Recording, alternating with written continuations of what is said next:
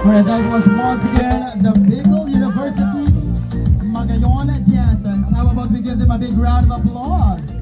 Thank you so much, PU Magayon dancers, for